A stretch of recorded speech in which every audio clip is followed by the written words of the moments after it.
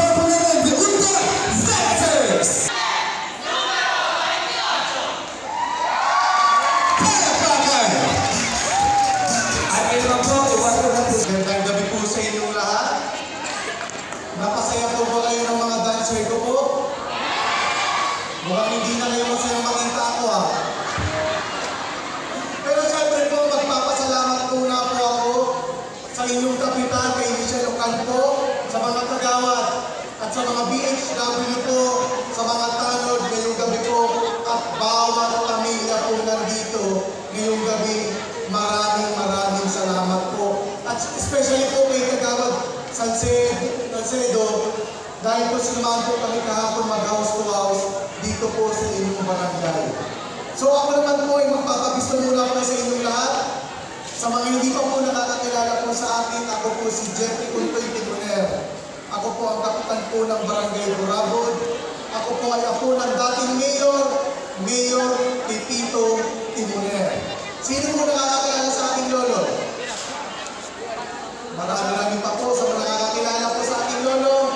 Siya po ang naging mayor ng 21 years sa Banwaan po ng Daet. Sa part po kasi ng mga Tibuner po, para alam nyo lang din po history, sa lolo ko po, wala na pong ibang tumakbo sa politika. Meron pong isa, yun naman po ay tiyuhin ko. Baka bistado na rin po, Joseph Tibuner. Si Joseph Tibuner, yun po yung kapatid niya po yung dalawang tiyuhin na pati. Si Father Tonet at si Father General. Ngayon po, ako po ay lumaki sa Barangay Kamampunan. Hindi po ako sa Barangay Burabod lumaki. Simula 1990 hanggang 2019, ako po ay taga-Kamampunan. Ang mga magulang ko, trimaga. Walang perfectong pamilya po. Pero siyempre po nakaka-proud. Dahil ngayong gabi po ito, ang ating mga magulang, ng ating mga kapatid, ay parating na po dito po sa Daet. Sayang nga po, hindi ko na napakilala sa inyo. Ang anak po ni Mayor Pipito Tibuner, si Uti, si Jose Uti Tibuner. Ngayon po, noong 2019, nung niligawan na ako ng anak ni Ronnie Valencia, ako po ay lumipat sa Barangay Burabod. Diyan na po nagsimula. Naging mentor ko po si Ronnie Valencia po. Siya po ang tao, ang dahilan, kung bakit po ako naubalik ko nakabalik ulit ang Tibuner sa politika po. Sa totoo lang po, hindi rin nakalain namin na may makakabalik ng Tibuner. Kasi sa totoo lang po, mahihiyain ako. Mukha lang hindi, pero totoo po, mahihiyain ako. Ngayon po, ako po ang presidente ng mga kapitan sa bayan po ng Daet. Ako po ay ex-officio o konsyal sa Sangguniang Bayan po ngayong oras na ito. Isang taon pa lang po akong kapitan. Isang taon pa lang po akong presidente. Pero napakalang, andito ang mama ko. Ito po ang mama kapatid ko. Ano ang mama ko? Papa, ayun si Uti Tibuner po. Sinurprise pala ako ngayong gabi. Kaya po, meron pagkakabanggit ko po sa inyo. Kaya po ito po, huwag na po tingnan. At madidistract ako. Ngayon po, nadidistract. Mama po na kayo. Nadidistract ako.